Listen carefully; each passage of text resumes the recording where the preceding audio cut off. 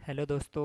मैं लेकर आया हूँ आपके लिए विज्ञान के प्रैक्टिस सेट जो ग्रुप डी रेलवे के लिए बहुत ही इम्पोर्टेंट प्रैक्टिस सेट है। और जिसमें ग्रुप डी में जो रेलवे का एग्ज़ाम चल रहा है, इसमें विज्ञान की बहुत बड़ी भूमिका है। सो इसी बात को ध्यान में रखते हुए मैं आपके लिए लेकर आया हूँ विज्ञान के प्रैक्टिस सेट। तो दोस्तों, जो इस चैनल पर अभी नए बने हुए हैं और जो ग्रुप डी की तैयारी या किसी भी और अन्य एग्ज़ाम की तैयारी करना चाहते हैं और विज्ञान के प्रैक्टिस सेट को पढ़ना चाहते हैं, तो वह अपने इस चैनल को सब्सक्राइब करें, लाइक करें, दोस्तों में शेयर करें, ज़्यादा से ज़्यादा सब्सक्राइब करें। और दोस्तों, वीडियो को अंत तक ज़रूर देखना, क्योंकि क्या पता कौन सा क्वेश्चन आपके लिए महत्वपूर्ण बन जाए।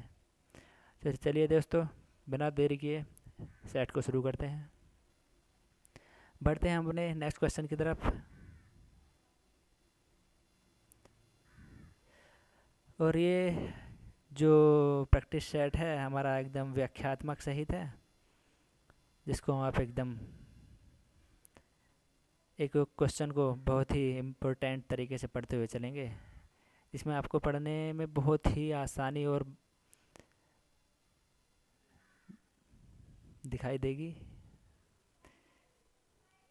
तो चलिए दोस्तों, वीडियो को शुरू करते हैं। पहला क्वेश्चन है आपका, निम्नलिखित में से कौन सी जड़त्व की माप है?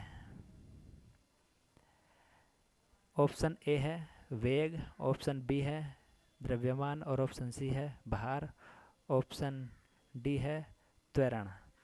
तो दोस्तों, पहले क्वेश्चन का हमारा सही जवाब जो हो जाएगा वो है ऑप्शन बी। जो हमारा जड़त्व की माप है वो है द्रव्यमान, ऑप्शन बी। बढ़ते हैं नेक्स्ट क्वेश्चन की तरफ। इसकी व्याख्या है,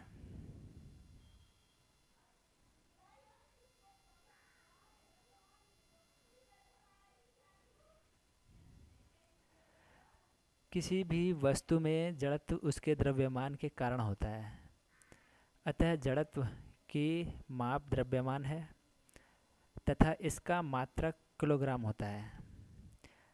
तो इसमें हमें इसके मात्रक का भी पता चल गया है कि जड़त्व का जो मात्रक होता है वो क्या होता है, किलोग्राम। नेक्स्ट क्वेश्चन है हमारा, पृथ्वी पर शरीर का अधिकतम भार कहाँ होता है? ऑप्शन ए है दक्षिणी ध्रुव, ऑप्शन बी है उत्तरी ध्रुव और ऑप्शन सी है भूमध्य रेखा, ऑप्शन डी है कर्क रेखा। तो दोस्तों, इसका सही जवाब बताना है आपको। तो क्वेश्चन नंबर 2 का सही जवाब जो हो जाएगा वो होगा हमारा दक्षिणी ध्रुव। दक्षिणी ध्रुव पर शरीर का अधिकतम भार हो जाएगा। इसकी व्याख्या देख लेते हैं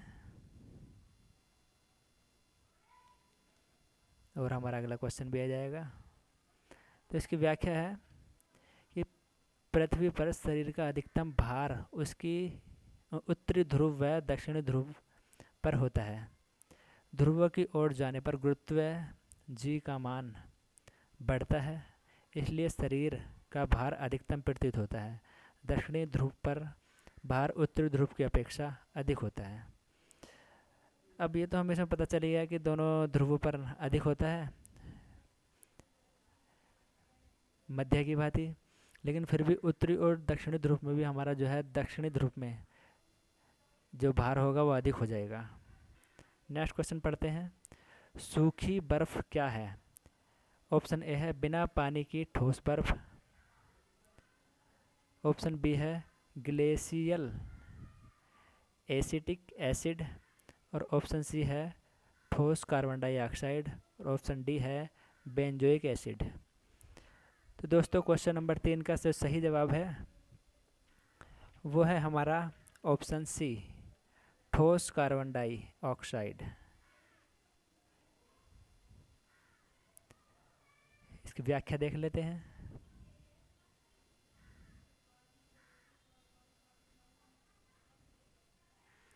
सूखी बर्फ ठोस कार्बन डाइऑक्साइड को कहते हैं तथा इसका प्रयोग शीतलन कारक के रूप में किया जाता है। क्वेश्चन नंबर 4 है, ओजोन परत के न होने पर वायुमंडल में कौन सी किरणें प्रवेश कर जाएंगी? ऑप्शन ए है अवरक्त किरण, ऑप्शन बी है पराबैंगनी, ऑप्शन सी है एक्स किरणें और ऑप्शन डी है दृश्य। क्वेश्चन नंबर 4 का जो सही जवाब है वह हमारा ऑप्शन बी, जो हमारी पराबैंगनी किरणें होती हैं वो ओजोन परत को भेद कर पृथ्वी तक आ जाती हैं।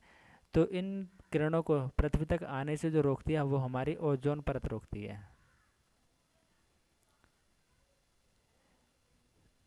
बढ़ते हैं नेक्स्ट क्वेश्चन की तरफ। इसकी व्याख्या है,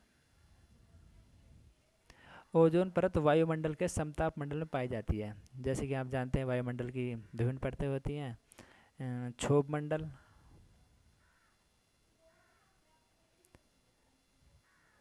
और समताप मंडल, और फिर है हमारी आयन मंडल, और फिर चौथा है हमारा बहिर्मंडल।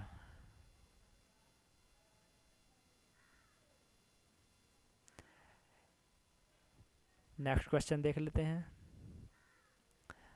हाँ, इसकी व्याख्या है, ओजोन परत वायुमंडल के समताप मंडल में पाई जाने वाली गैस है। इसका रासायनिक सूत्र O3, रासायनिक सूत्र भी पूछ लेता है तो इसको आपको याद कर रखना है। O3 इसका रासायनिक सूत्र होता है ओजोन परत का। यह सूर्य से आने वाली पराबैंगनी तथा अन्य हानिकारक किरणों को अवशोषित कर लेती है। क्वेश्चन नंबर 5 है, डेसिबल क्या है? एक संगीत वाद्य, एक संगीत का एक स्वर, शोर का तरंगदैर्ध्य और ध्वनि स्तर की एक माप। तो क्वेश्चन नंबर 5 का जो सही जवाब है वह है ऑप्शन डी, ध्वनि स्तर की एक माप जो है ये होता है हमारा डेसिबल। डेसिबल जो है ध्वनि को मापने की एक इकाई होती है। क्वेश्चन नंबर 5 पे आ जाते हैं और इसकी हम व्याख्या भी देख लेंगे। तो व्याख्या है, डेसिबल ध्वनि की माप करने की इकाई है। इसका मान माइक्रोवाट प्रति मीटर की घात 2 तथा प्रयोगात्मक मात्रक बेल होता है। बेल के 10वें भाग को डेसिबल कहते हैं। बेल का जो 10वां भाग होता है वो होता है हमारा डेसिबल। अगला क्वेश्चन है क्वेश्चन नंबर 6, ल्यूमेन मात्रक है। ल्यूमेन किसका मात्रक है ये बताना है। ज्योति, फ्लक्स, और ऑप्शन बी है प्रदीप्त घनत्व, और ऑप्शन सी है ज्योति तीव्रता, ऑप्शन डी है चमक का। तो क्वेश्चन नंबर 6 का सही जवाब है हमारा ऑप्शन नंबर ए, ज्योति फ्लक्स। व्याख्या देख लेते हैं इसकी।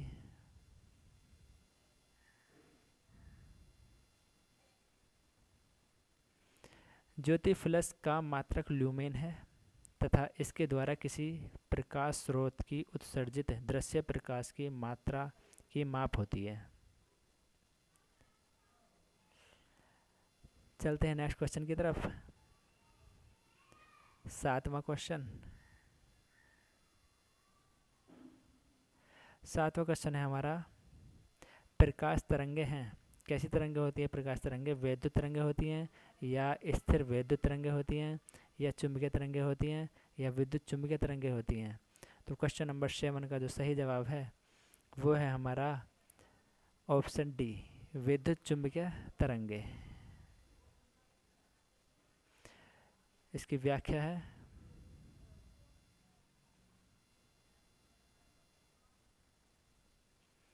प्रकाश तरंगे विद्युत चुंबकीय तरंगे हैं तथा ये अनुप्रस्थ तरंगे होती हैं जो निर्वात में भी चल सकती हैं। प्रकाश का निर्वात में वेग 3 × 10⁸। प्रकाश का निर्वात में वेग जो होता है वो 3 × 10⁸। ये अलग से क्वेश्चन बन जाता है कि प्रकाश का निर्वात में वेग कितना होता है, तो वो होता है हमारा 3 × 10⁸ मीटर। तरंगों की गति के लिए विद्युतीय क्षेत्र और चुंबकीय क्षेत्र के बदलते स्वरूप के कारण उत्पन्न प्रभाव उत्तरदायी होता है। क्वेश्चन नंबर 8 है, विद्युत बल्ब का फिलामेंट किससे बना होता है?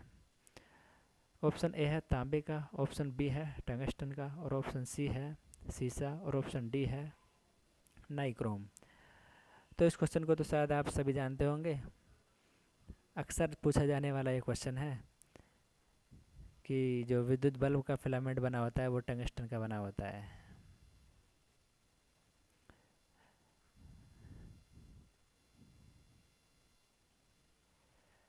टंगस्टन का गलनांक बहुत उच्च होता है, इसलिए विद्युत बल्ब का फिलामेंट टंगस्टन से बनाया जाता है। इसका आविष्कार थॉमस एल्वा एडिसन ने किया। इसका आविष्कार किसने किया है?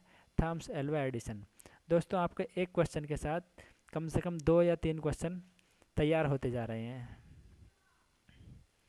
व्याख्या के ये हमें बहुत बड़ा फायदा मिलेगा। क्वेश्चन नंबर 9 है, बादल किस कारण वायुमंडल में तैरते हैं? ऑप्शन ए है निम्न श्यानता, और ऑप्शन बी है निम्न घनत्व, ऑप्शन सी है निम्न ताप, और ऑप्शन डी है निम्न दाब। क्वेश्चन नंबर 9 का जो सही जवाब है वो है हमारा ऑप्शन बी। बादल जो वायुमंडल में तैरते हैं वह निम्न घनत्व के कारण तैरते हैं।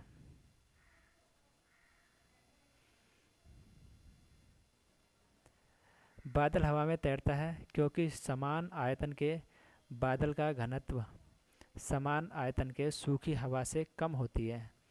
जैसे तेल पानी पर तैरता है क्योंकि यह पानी से कम सघन होता है, इसी तरह बादल भी तैरता है।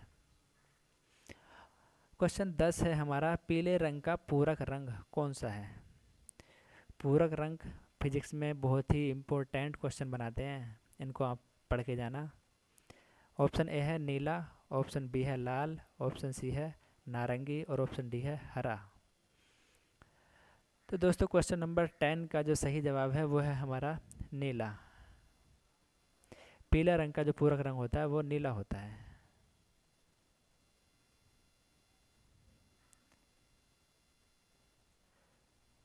व्याख्या है, पीला रंग का पूरक रंग नीला रंग है क्योंकि नीला रंग पीले रंग के साथ मिलकर सफ़ेद रंग बनाता है। वे दो रंग जो आपस में मिलकर श्वेत रंग उत्पन्न करते हैं वह एक दूसरे के पूरक होते हैं। पूरक रंग की परिभाषा हमें यहाँ से मिल जाएगी कि वे दो रंग जो आपस में मिलकर श्वेत रंग उत्पन्न करते हैं एक दूसरे के पूरक होते हैं। क्वेश्चन 11 है हमारा, रडार के आविष्कारक कौन थे? ऑप्शन ए है J.H. वान टेसेल, ऑप्शन बी है P.T. फार्न्सवर्थ, ऑप्शन सी है A.H. टेलर एवं लियो सी यंग, ऑप्शन डी है हमारा विल्हेम के रोएंटजेन। तो क्वेश्चन नंबर 11 का सही जवाब है ऑप्शन नंबर सी, A.H. टेलर एवं लियो सी यंग।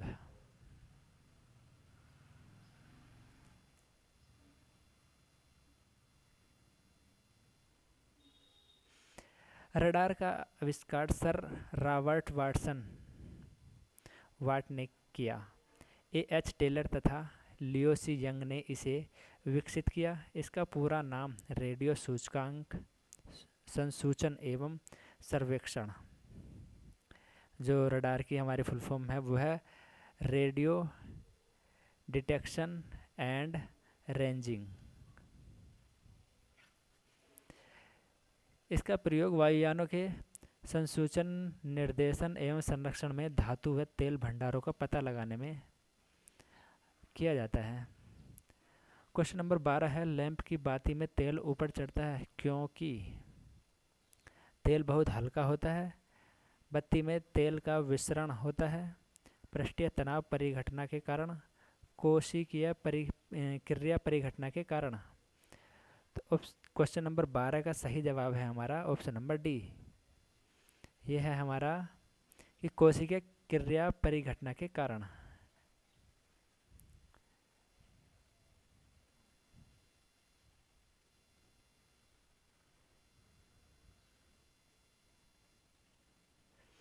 लैंप की बाती में तेल ऊपर कोशिकीय क्रिया परिघटना के कारण चढ़ता है केशिकीय क्रिया द्रव के गुरुत्व के विरुद्ध प्रवाह को कहते हैं। केशिकीय क्रिया के अन्य उदाहरण हैं ब्लॉटिंग पेपर द्वारा स्याही को सोखना। जो ब्लॉटिंग पेपर है उस पेपर को स्याही एकदम सोख लेती है, वह केशिका के कारण सोख लेती है। पेड़ पौधे के तने द्वारा शाखा एवं पत्तियों तक जल तथा आवश्यक लवण को पहुंचाना आदि। क्वेश्चन नंबर 13 है भारत के चंद्र मिशन को क्या नाम दिया गया? विक्रम 1, कल्पना 11 या इनसेट 5 या चंद्रयान 1। क्वेश्चन नंबर 13 का सही जवाब है हमारा ऑप्शन नंबर डी, चंद्रयान 1।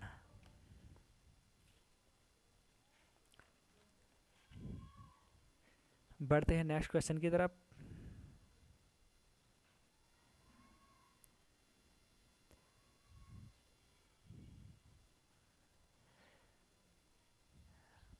तेरहवें क्वेश्चन का जो सही जवाब है हमारा डी ऑप्शन है, चंद्रयान 1। भारत के चंद्रयान मिशन को चंद्रयान 1 नाम दिया गया। यह मिशन इसरो द्वारा 22 अक्टूबर 2008 को PSLV 11C11 द्वारा प्रक्षेपित किया गया तथा अगस्त 2009 तक सक्रिय रहा।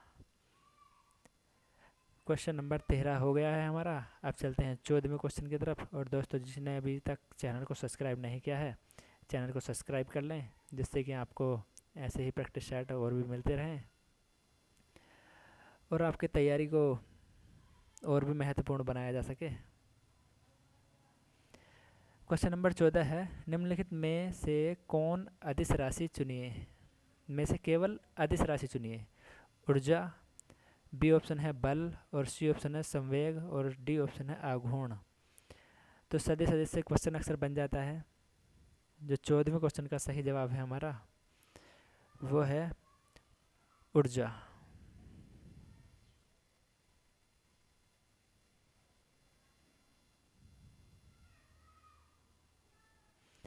जिन राशियों को व्यक्त करने के लिए परिणाम की आवश्यकता होती है, दिशा की नहीं, वह अदिश राशि होती हैं। अर्थात ऊर्जा एक अदिश राशि है। और जिनको जो सदिश राशियाँ होती हैं हमारी, उनके लिए परिणाम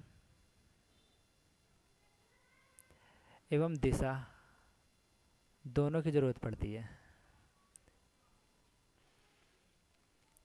क्वेश्चन नंबर 15 है, वायुयान खड़े लूप में हवाई करतब दिखा सकता है। गुरुत्व के कारण, और भार के कारण, और सी ऑप्शन है अभिकेंद्र बल के कारण, और डी ऑप्शन है अपकेंद्रीय बल के कारण। तो क्वेश्चन नंबर 15 का जो सही जवाब हो जाएगा वो हो जाएगा हमारा डी, अपकेंद्रीय बल के कारण।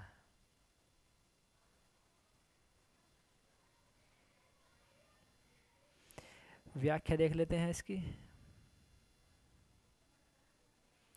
अपकेंद्रीय बल के कारण वायुयान खड़े लूप में हवाई करतब दिखा सकता है, क्योंकि उसके पंखों पर लगने वाले बलों को ऊर्ध्वाधर घटक उसके भार को संतुलन करता है। क्षैतिज घटक उसे अभिकेंद्र बल प्रदान करता है। वृत्तीय मार्ग पर एक समान चाल से गति करते हुए कण पर एक बल कार्य करता है, जिसकी दिशा वृत्त के केंद्र की ओर रहती है। इस बल को अभिकेंद्रीय बल कहते हैं। अपकेंद्रीय बल का परिणाम अभिकेंद्र बल के बराबर होता है। इसकी दिशा केंद्र से दूर होती है। क्वेश्चन नंबर 16, न्यूट्रॉन की खोज के लिए नोबेल पुरस्कार किसे दिया गया था? ऑप्शन ए है चैडविक, ऑप्शन बी है नील्स बोर, और ऑप्शन सी है रदरफोर्ड, और ऑप्शन डी है रॉन्टजेन। क्वेश्चन नंबर 16 का जो है हमारा सही जवाब है ऑप्शन नंबर ए, चैडविक को न्यूट्रॉन की खोज के लिए दिया गया है नोबेल पुरस्कार।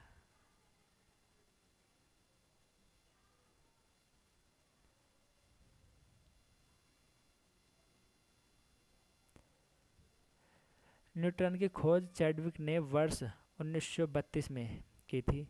इसके लिए उन्हें नोबेल पुरस्कार, प्रोटॉन की खोज रदरफोर्ड ने और इलेक्ट्रॉन की खोज का श्रेय जे थॉमसन को जाता है। लोहे में जंग लगने के लिए किसकी आवश्यकता है? ऑप्शन ए है ऑक्सीजन तथा कार्बन डाइऑक्साइड, ऑप्शन बी है ऑक्सीजन तथा जल, ऑप्शन सी है मात्र कार्बन डाइऑक्साइड और ऑप्शन डी है मात्र ऑक्सीजन। क्वेश्चन नंबर 7 का सही जवाब है क्वेश्चन नंबर 17 है ये। क्वेश्चन नंबर 17 का सही जवाब है ऑप्शन नंबर बी, ऑक्सीजन और जल। ऑक्सीजन और जल की उपस्थिति में लोहे पर जंग लग जाता है और इस जंग को लोहे से बचाने के लिए क्या किया जाता है? गैल्वेनाइजेशन यानी कि जस्ते की परत चढ़ाई जाती है।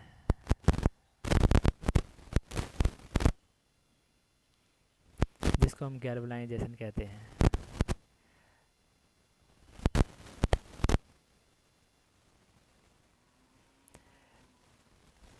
व्याख्या है इसकी, ऑक्सीजन तथा जल की उपस्थिति में लोहे का संरक्षण होने लगता है, संक्षारण होने लगता है तथा इसे संक्षारित होने से बचाने के लिए इस पर जिंक की परत चढ़ाई जाती है। धातु का संरक्षण एक ऑक्सीकरण अवकरण अभिक्रिया कहलाती है। लोहे पर जिंक धातु की परत चढ़ाने की प्रक्रिया को गैल्वेनीकरण कहते हैं। क्वेश्चन नंबर 18 है, लाइकेन से प्राप्त किया जाता है। लाइकेन से प्राप्त किया जाता है यानी कि लाइकेन किससे प्राप्त किया जाता है हमें ये बताना है। ऑप्शन ए है क्षार से, ऑप्शन बी है लिटमस पेपर से, ऑप्शन सी है प्लास्टिक से और ऑप्शन डी है बेंजीन से। क्वेश्चन नंबर 18 का जो सही जवाब है हमारा वह है बी ऑप्शन, लिटमस पेपर से। लाइकेन लिटमस पेपर से प्राप्त किया जाता है।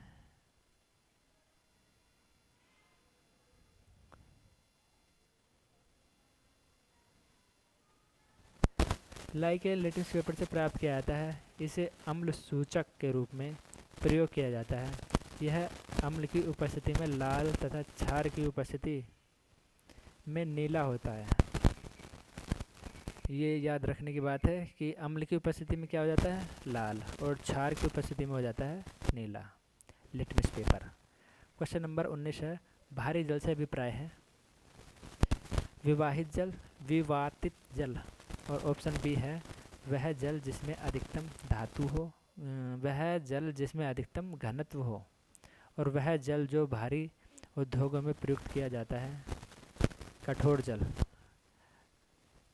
तो हमें क्वेश्चन नंबर 19 का जवाब बताना है,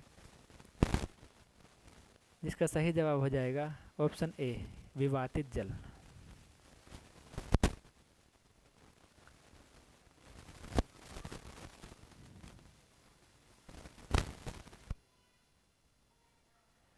भारी जल हाइड्रोजन के एक समस्थानिक ड्यूटेरियम का ऑक्साइड होता है। इसका रासायनिक जो नाम है वह है ड्यूटेरियम ऑक्साइड। भारी जल को हम ड्यूटेरियम ऑक्साइड कहते हैं। इसका प्रयोग नाभिक के रिएक्टर में विमंदक एवं शीतलक के रूप में किया जाता है। इसका घनत्व साधारण जल में 11% अधिक होता है, इसलिए इसे भारी जल कहते हैं। यह विवातित जल है। क्वेश्चन नंबर 20 है, साइटोट्रॉन क्या है? ऑप्शन ए है पर्दे पर चित्र, ऑप्शन बी है विद्युत ऊर्जा, ऑप्शन सी है कृत्रिम मौसम, ऑप्शन डी है ध्वनि। क्वेश्चन 20 का सही जवाब है ऑप्शन सी, कृत्रिम मौसम।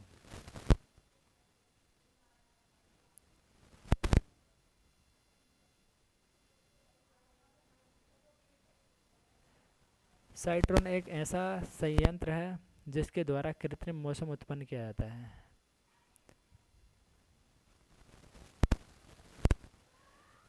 बढ़ते हैं नेक्स्ट क्वेश्चन की तरफ, और नेक्स्ट क्वेश्चन है हमारा 21वां। दोस्तों चैनल को सब्सक्राइब कर लें और अधिक से अधिक दोस्तों में अपने शेयर करें और कमेंट्स करके ज़रूर बताएं कि वीडियो कैसा लगा, और अगर कोई कमी हो तो हमें बताइए, हम उसमें सुधार करेंगे। क्वेश्चन नंबर 21 है, सीमेंट, बालू और पानी के गाढ़े घोल को क्या कहते हैं? ऑप्शन ए है कंक्रीट, ऑप्शन बी है गारा या मसाला, ऑप्शन सी है आरसीसी, ऑप्शन डी है भट्टा। 21 का सही जवाब है हमारा ऑप्शन बी, गारा या मसाला।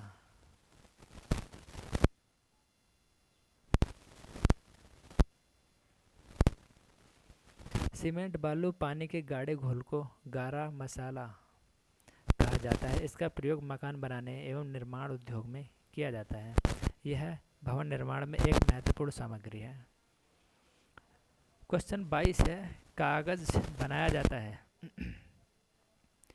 पौधों के सेल्यूलोज से, पौधों के प्रोटीन से, ऑप्शन सी है पौधों के पुष्पों से, ऑप्शन डी है पौधों के रस से। क्वेश्चन नंबर 22 का सही जवाब है हमारा ऑप्शन नंबर ए, पौधे के सेल्यूलोज से।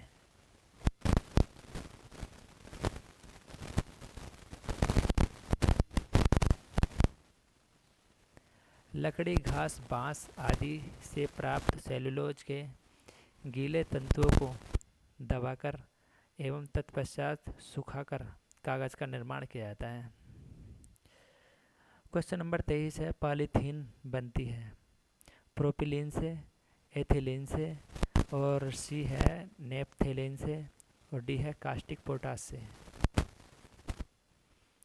क्वेश्चन नंबर 23 का सही जवाब है ऑप्शन नंबर बी, एथिलीन से।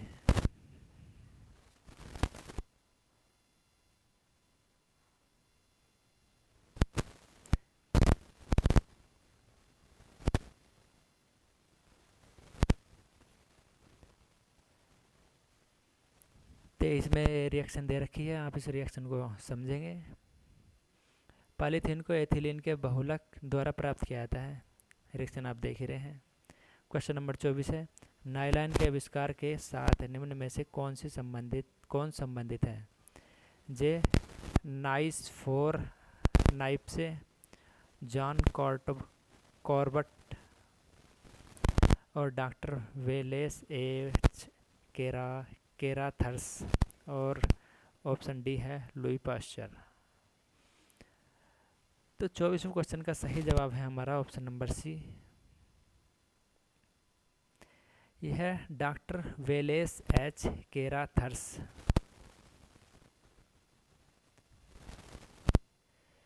व्याख्या भी काफ़ी लंबी है इसकी, जिससे आपको और भी क्वेश्चन कवर हो जाएंगे। यह नायलॉन का आविष्कार सन 1938 में रसायन शास्त्री ने डॉक्टर वेलेस एच केराथर्स ने किया था, परंतु इसकी खोज की घोषणा सन 1938 में हुई। यह एक पॉली एमाइड रेशे का उदाहरण है। इसमें एमाइड समूह यह CONH2 प्रत्येक इकाई पर होता है। इसका प्रयोग मछली पकड़ने के जाल में, पैराशूट के कपड़े में और ब्रूस आदि में किया जाता है। क्वेश्चन नंबर 25 है, वायुमंडल में सबसे प्रचुर अकेरिया गैस है। ऑप्शन ए है हीलियम, ऑप्शन बी है आर्गन, और ऑप्शन सी है नायलॉन, ऑप्शन डी है रेडान। क्वेश्चन नंबर 25 का जो है सही जवाब है हमारा आर्गन। वायुमंडल में सबसे प्रचुर मात्रा में अकेरिया गैस की बात करी गई है, तो वो है हमारी आर्गन गैस।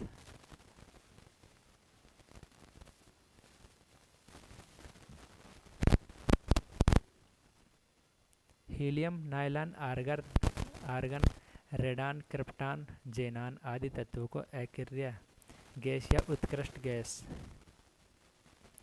कहते हैं। रेडान को छोड़कर अन्य सभी गैसें वायुमंडल में पाई जाती हैं, जिससे आर्गन सबसे अधिक मात्रा में पाई जाती है। आर्गन का उपयोग विद्युत रेडियोधर्मिता बल्बों में भरने के लिए किया जाता है। क्वेश्चन नंबर 26 है, रेडियोधर्मिता की यूनिट क्या है? Curie, candela, fermi, angstrom. Question number 26 का सही जवाब है ऑप्शन नंबर ए, क्यूरी। रेडियोधर्मिता की जो यूनिट है वह है क्यूरी।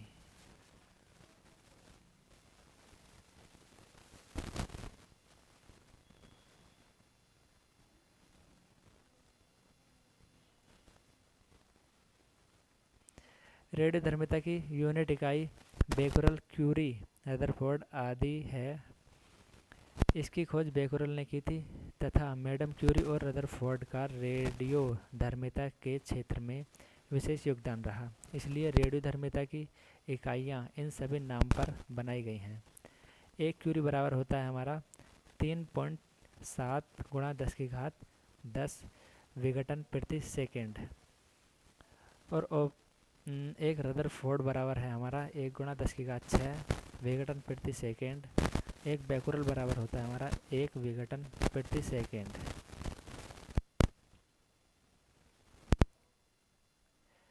क्वेश्चन नंबर 27 है, दूसरी बार परमाणु बम फेंका गया था, हिरोशिमा पर, हांगकांग पर, टोक्यो पर या नागासाकी पर। तो दोस्तों ये क्वेश्चन तो बहुत ही रटा हुआ होगा आपके। 27वें क्वेश्चन का सही जवाब तो आप जानते ही होंगे, नागासाकी, ऑप्शन डी। और पहली बार जो फेंका गया था वो हिरोशिमा है। यह पहली बार और यह दूसरी बार।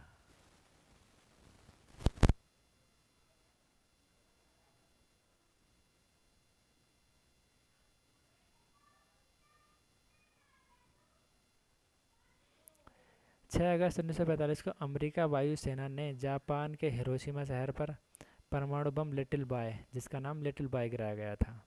इसके नाम 3 दिन बाद अमेरिका ने नागासाकी शहर पर फैटमैन, नागासाकी पर जो बम गिराया गया था उसका नाम था फैटमैन, परमाणु बम गिराया गया।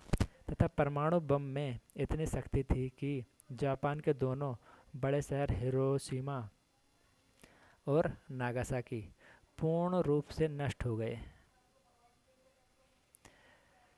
बढ़ते हैं नेक्स्ट क्वेश्चन की ओर, जो क्वेश्चन होगा हमारा 28वां।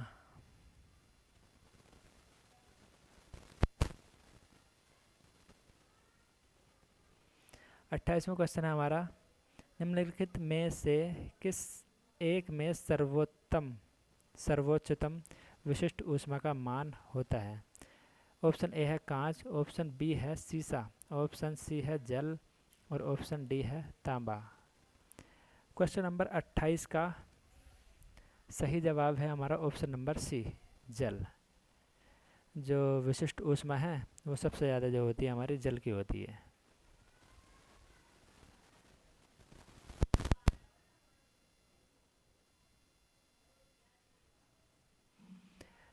यदि दिए गए विकल्पों में जल की विशिष्ट ऊष्मा का मान सर्वाधिक है, जल की विशिष्ट ऊष्मा 1 कैलोरी प्रति ग्राम डिग्री सेंटीग्रेड या 4.186 जूल प्रति ग्राम डिग्री सेंटीग्रेड होता है।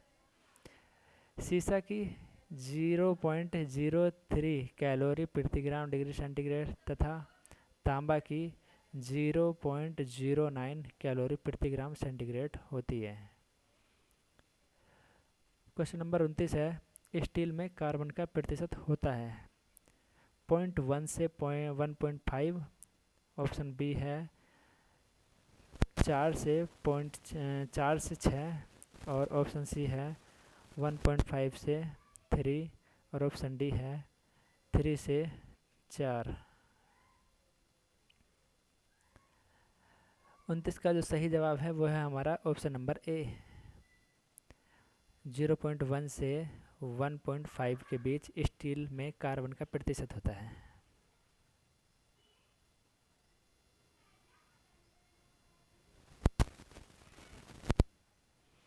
स्टील आयरन का ही एक रूप है। इसमें 98.9% लोहे को हम जो है Fe से प्रदर्शित करते हैं तथा 0.1 से 1.5% कार्बन होता है। इसको आयरन के धातुकर्म के दौरान प्राप्त किया जाता है। इसका उपयोग घरेलू सामान जैसे बर्तन, चाकू आदि बनाने में किया जाता है। अगला क्वेश्चन है हमारा, ऑक्सीजन और ओजोन है एलोट्रॉप्स और ऑप्शन बी है आइसोमर्स, ऑप्शन सी है आइसोबार्स, ऑप्शन डी है आइसोटॉप्स। तो क्वेश्चन नंबर 30 का सही जवाब है हमारा ऑप्शन नंबर ए, एलोट्रॉप्स।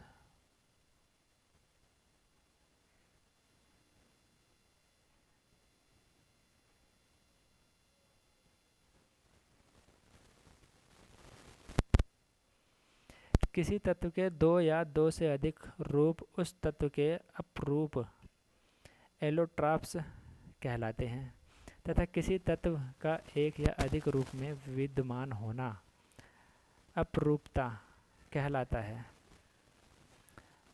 जो तत्व दे रखे हैं इनका अपरूप दे रखे हैं। तो फास्फोरस का जो अपरूप होता है हमारा लाल फास्फोरस होता है, काला फास्फोरस होता है। और ऑक्सीजन का अपरूप होता है हमारा ऑक्सीजन और ओजोन। कार्बन का अपरूप होता है हमारा हीरा, ग्रेफाइट और चारकोल। बढ़ते हैं नेक्स्ट क्वेश्चन पर।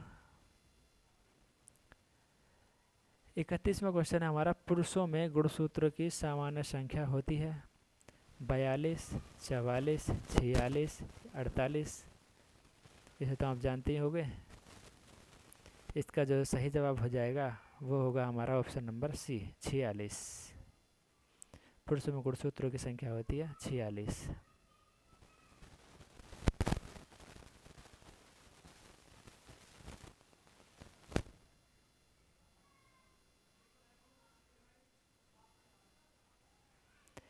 मानव में गुणसूत्रों की संख्या 46 यानी कि 23 जोड़े होती है, जिसमें 22 जोड़े ऑटोसोम पुरुष एवं महिला दोनों में समान, 23वां जोड़ा एलोसोम लिंग गुणसूत्र महिला में XX तथा पुरुष में XY द्वारा दर्शाया जाता है।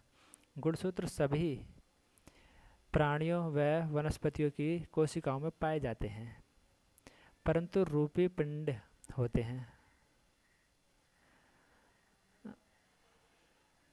गुणसूत्र सभी प्राणी एवं वनस्पतियों को की कोशिकाओं में पाए जाने वाले तंतु रूपी पिंड होते हैं, जो सभी आनुवंशिक गुणों को निर्धारित व संचारित करते हैं। प्रत्येक प्रजाति में गुणसूत्रों की संख्या निश्चित रहती है। क्वेश्चन नंबर 32, चेचक के लिए टीके वैक्सीनेशन का आविष्कार किसने किया? Sir Frederick Grant Banting, Louis Pasteur, Edward Jenner और सर अलेक्जेंडर फ्लेमिंग। तो 32वें क्वेश्चन का सही जवाब है हमारा option number C, Edward Jenner.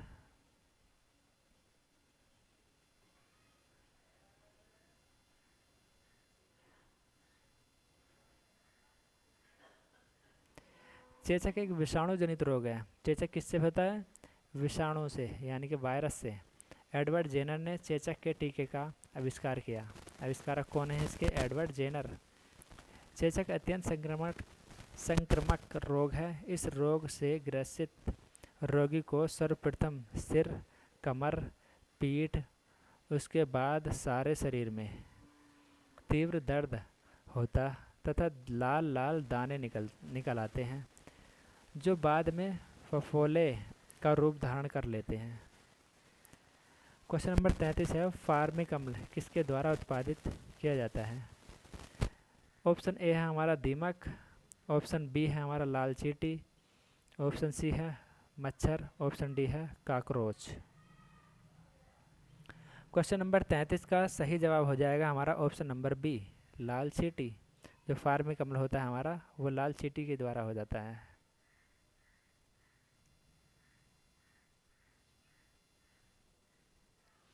Formic अम्ल एक कार्बनिक अम्ल है। यह लाल चींटियों, शहद की मक्खियों, बिच्छू और बिर्रों के डंक, बिर्र जिनको हम ततिया बोलते हैं या भिर्र कह देते हैं गांव की आम भाषा में, पाया जाता है। इन कीटों के काटने से थोड़ा अम्ल शरीर में प्रवेश कर जाता है, जिससे वह स्थान फूल जाता है। बढ़ते हैं नेक्स्ट क्वेश्चन की तरफ।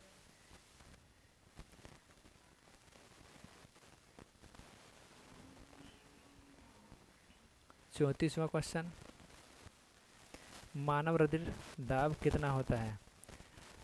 80 से 120 मिमी पारा और 85 से 150 मिमी पारा। और सी ऑप्शन है 90 से 140 मिमी पारा। और ऑप्शन डी है हमारा 120 से 160 मिमी पारा।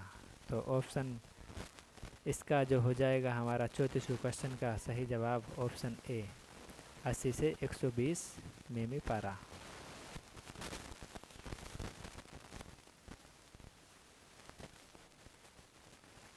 मानव रुधिर दाब 80 से 120 मिमी पारा होता है, जबकि रुधिर नील्या के अंकुचन द्वारा ध्वनियों में पंप होता है। तब ध्वनियों पर पड़ने वाले रुधिर के दबाव को रुधिर दाब कहते हैं। रुधिर दाब मापने के यंत्र को स्फेग्नोमीटर कहते हैं। यानी कि ब्लड प्रेशर को जो हम मापते हैं वो किससे मापते हैं? स्फेग्नोमीटर के द्वारा मापते हैं।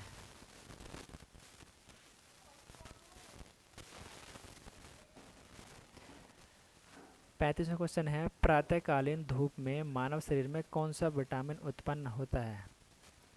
Vitamin A, vitamin D, vitamin C या विटामिन बी? तो 35वें क्वेश्चन का सही जवाब हो जाएगा हमारा option number B vitamin D. धूप से हमें जो मिलती है वो सुबह के समय विटामिन डी मिलती है।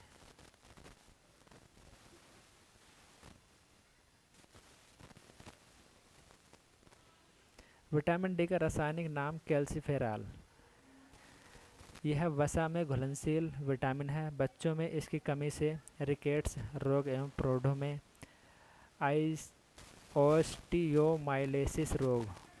ऑस्टियोमाइलेसिया रोग हो जाता है। रिकेट्स को सूखा रोग के नाम से भी जाना जाता है।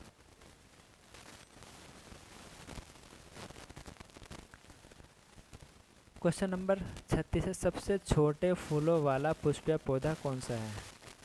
ऑप्शन ए है लेमा, ऑप्शन बी है वोल्फिया, ऑप्शन सी है एलोजा, ऑप्शन डी है फाइक्स। क्वेश्चन नंबर 36 का सही जवाब हो जाएगा हमारा ऑप्शन नंबर बी वोल्फिया। सबसे छोटा फूल जो होता है हमारा पुष्प जो होता है वो वोल्फिया होता है।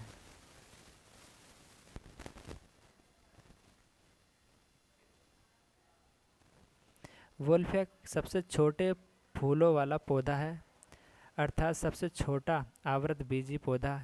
इसको डकवीड या वाटर मेल भी कहते हैं। यह जलीय पौधा है। फूल पौधों के ऊपरी सतह पर लगते हैं। निम्नलिखित में से कौन सी ग्रीन हाउस गैस नहीं है? एथेन, कार्बन डाइऑक्साइड, क्लोरोफ्लोरोकार्बन, जल वाष्प। तो 37वें क्वेश्चन का सही जवाब है हमारा ऑप्शन नंबर ए एथेन।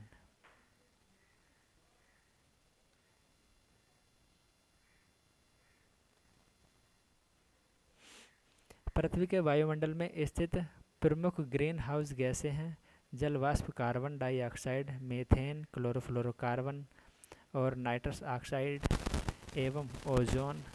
एथीन जो है ग्रीन हाउस गैस नहीं है, बाकी जो सारी हैं ये ग्रीन हाउस गैसें हैं। क्वेश्चन नंबर 38 है हमारा, एक्यूपंक्चर क्या है? ट्यूब और टायर की सफाई, एक उपज संवर्धन, और सी ऑप्शन है हृदय का एक रोग, और डी ऑप्शन है हमारा सुइयों के माध्यम से उपचार विधि। तो क्वेश्चन नंबर 38 का सही जवाब है ऑप्शन नंबर डी सुइयों के माध्यम से उपचार विधि।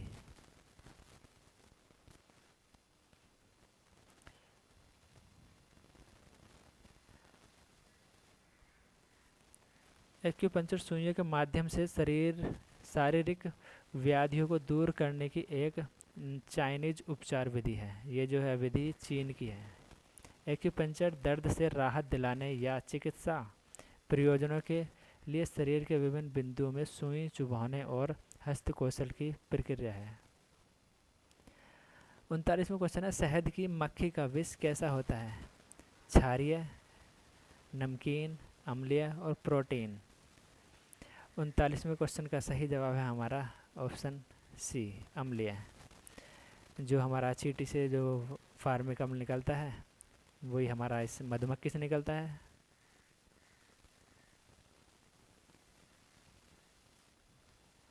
नेक्स्ट क्वेश्चन है, शहद की मक्खी का विष अत्यधिक अम्लीय पेप्टाइड मेलिटिन की उपस्थिति के कारण अम्लीय होता है। अम्लीय किसकी उपस्थिति के कारण हो जाता है ये? जब पेप्टाइड मेलिटिन होता है इसमें, तो ये अम्लीय हो जाता है। क्वेश्चन नंबर 40 है, पौधे ऊर्जा छोड़ते हैं अंकुरण में, प्रकाश संश्लेषण में, वाष्पोत्सर्जन में और श्वसन में। क्वेश्चन नंबर 40 का जो सही जवाब है वो है हमारा ऑप्शन नंबर डी, श्वसन में। पौधे ऊर्जा श्वसन में छोड़ते हैं।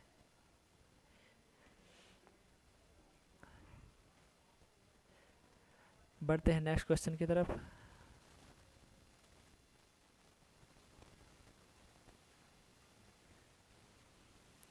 श्वसन एक औपचारिक ऊर्जा विमोचित तथा आक्सीकारी प्रक्रम है। श्वसन क्रिया के दौरान ऊर्जा मुक्त होती है। ये रिएक्शन दे रखी है, इसको आप पढ़ लेंगे। 41वां क्वेश्चन है, अदरक जड़ नहीं तना है क्योंकि इसमें गांठें और पोरियां होती हैं, इसमें क्लोरोफिल नहीं है, और ऑप्शन सी है यह खाद्य सामग्री को भंडारित करता है, ऑप्शन डी है यह मृदा में क्षैतिज दिशा में बढ़ता है। 41वें क्वेश्चन का सही जवाब है ऑप्शन नंबर ए, इसमें गांठें और पत्तियां होती हैं।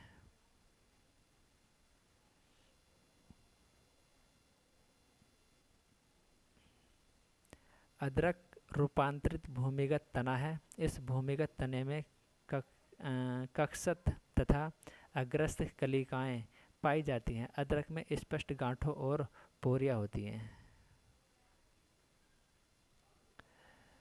बढ़ते हैं नेक्स्ट क्वेश्चन की तरफ।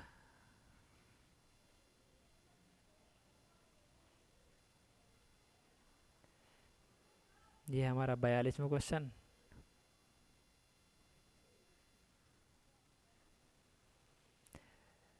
सोडियम पंप का कार्य कहाँ पर होता है? हृदय की धड़कन में, ऑप्शन बी है तंत्रिका आवेग में, ऑप्शन सी है मांसपेशियों के संकुचन में, ऑप्शन डी है इनमें से कोई नहीं। तो क्वेश्चन नंबर 42 का जो सही जवाब है वह है हमारा ऑप्शन नंबर बी, यह है हमारा तंत्रिका आवेग में। सोडियम पंप का कार्य तंत्रिका आवेग में होता है। तंत्रिका कोशिका में द्रवित अवस्था बनाने के लिए कोशिका कला में सोडियम पोटेशियम पंप होता है। इसके द्वारा कोशिका द्रव्य से तीन सोडियम आयन बाहर निकलते हैं तथा 2 पोटेशियम आयन कोशिका द्रव्य में प्रवेश करते हैं। आयरन की कमी से होता है लोह विषाणुरक्तता, और ऑप्शन बी है श्वेताणु न्यूनता, और ऑप्शन सी है आरक्तता, ऑप्शन डी है अरुचि। क्वेश्चन नंबर 43 का सही जवाब है ऑप्शन नंबर सी, अरक्तता। आयरन की कमी से अरक्तता रोग हो जाता है।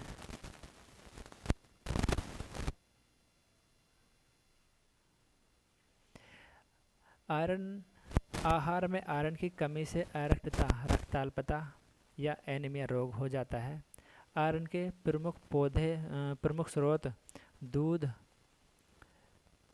मछली, सेब, चीकू, अमरूद इत्यादि फल, कलेजी तथा हरी पत्तेदार सब्जियां अवरक्त अथवा एनीमिया शरीर में स्थित जल रुधिर कोशिकाओं में पाए जाने वाले हीमोग्लोबिन की संख्या में कमी आने के फलस्वरूप होती है। हीमोग्लोबिन शरीर में ऑक्सीजन को प्रवाहित करता है एवं इसकी संख्या में कमी आने से शरीर में ऑक्सीजन की आपूर्ति में भी कमी आती है।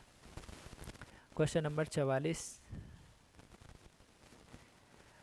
औसत मानव मस्तिष्क का वजन होता है लगभग 1.46 ग्राम और 1.63 ग्राम, 1.36 ग्राम या 1.64 ग्राम।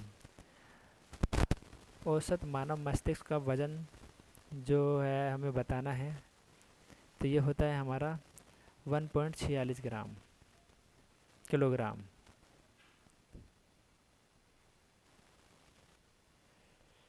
नेक्स्ट क्वेश्चन,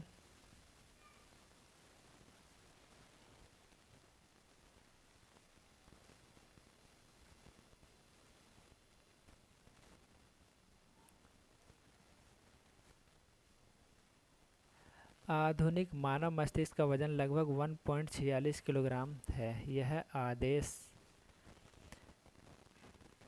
व नियंत्रण तंत्र की तरह कार्य करता है। यह देखने, सुनने, बोलने की प्रक्रिया, याददाश्त और कुशाग्रता, भावनाओं और विचारों का भी स्थल है।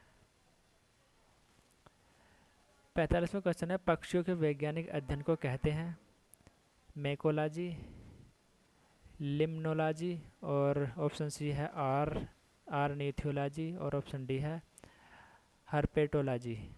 तो ऑप्शन इसका हो जाएगा हमारा 45वें क्वेश्चन का जो सही जवाब है वो है हमारा ऑप्शन सी ऑर्निथोलॉजी। पक्षियों के अध्ययन को कहते हैं ऑर्निथोलॉजी।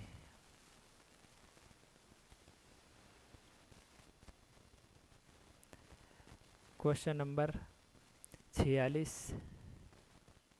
सी की क्वेश्चन नंबर 45 की व्याख्या देख लेते हैं। ऑर्निथोलॉजी पक्षियों का वैज्ञानिक अध्ययन कहलाता है, जबकि लिम्नोलॉजी तालाबों में, पोखरों, झीलों आदि के जीवों का अध्ययन किया जाता है। उभयचरों एवं सरीसृपों के अध्ययन से संबंधित विज्ञान की शाखा हर्पेटोलॉजी कहलाती है। मेलेकोलॉजी के अंतर्गत मोलस्का एवं खेलों का अध्ययन किया जाता है। 46वां क्वेश्चन है, CAD किसका सूचक है? इसकी हमें फुल फॉर्म बतानी है। ऑप्शन ए है computer aided decode, computer aided design, और सी ऑप्शन है कंप्यूटर ऑटोमेटिक डिकोड, और डी ऑप्शन है कंप्यूटर ऑटोमेटिक डिजाइन। 46 का सही जवाब है B option, computer aided design.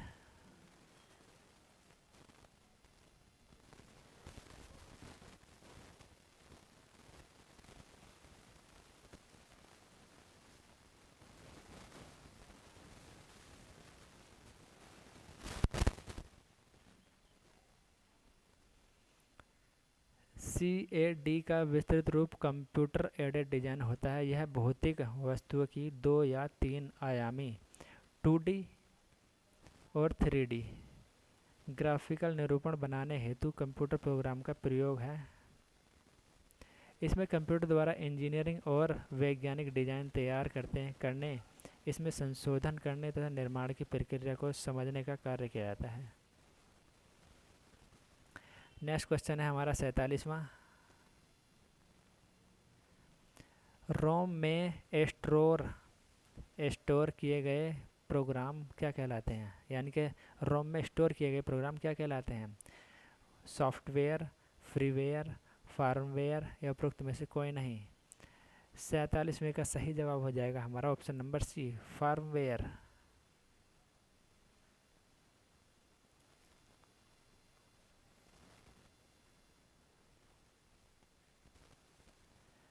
रोम का विस्तृत रूप रीड ओनली मेमोरी है। रोम में स्टोर प्रोग्राम फार्मवेयर कहलाते हैं। यह एक स्थायी मेमोरी होती है। इसमें संग्रहित सूचना को केवल पढ़ा जा सकता है, इसे नष्ट या परिवर्तित नहीं किया जा सकता।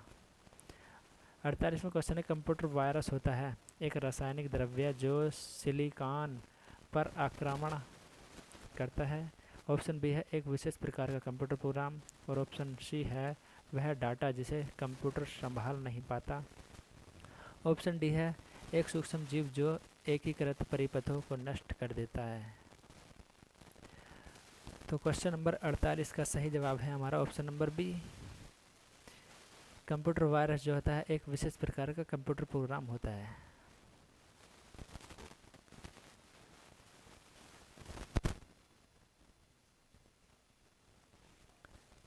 कंप्यूटर वायरस एक प्रकार का कंप्यूटर प्रोग्राम है जो अपनी अनुलिपि कर सकता है और उपयोगकर्ता की अनुमति के बिना एक कंप्यूटर को संक्रमित कर सकता है। 49वां क्वेश्चन है, दूसरी पीढ़ी के कंप्यूटर का काल है। दूसरी पीढ़ी के कंप्यूटर का काल है ये बताना है। इसका जो सही जवाब है वो है हमारा ऑप्शन नंबर सी।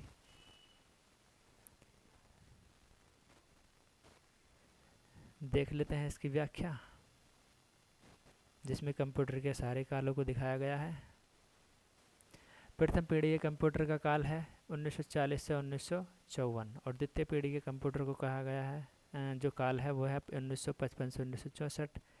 तृतीय पीढ़ी के जो कंप्यूटर हैं वो है उनका काल जो है 1965 से 1971 है। और चतुर्थ पीढ़ी के जो कंप्यूटर हैं उनका काल है 1971 से 1982। जो द्वितीय पीढ़ी के जो कंप्यूटर थे उनमें उच्च स्तरीय भाषा बेस ऑपरेटिंग सिस्टम जैसे सॉफ्टवेयर उपयोग होते थे। इसका उदाहरण IBM का यूनिवेक नामक कंप्यूटर है।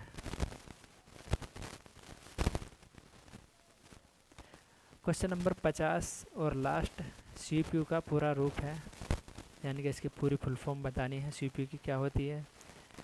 Control processing unit, central processing unit, यह सेंट्रल पब्लिक यूटिलिटी और उपरोक्त में से कोई नहीं। तो 50वें का जो सही जवाब है वो है हमारा option number B, central processing unit. तो दोस्तों इसकी व्याख्या है, CPU का पूरा नाम सेंट्रल प्रोसेसिंग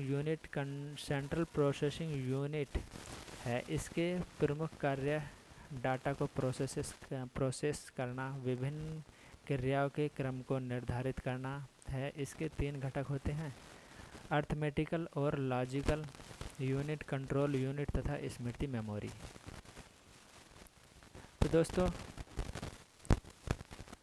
इसी के साथ आपका ये पूरा प्रैक्टिस सेट कंप्लीट हो गया है, जिसमें 50 क्वेश्चन थे और साइंस के,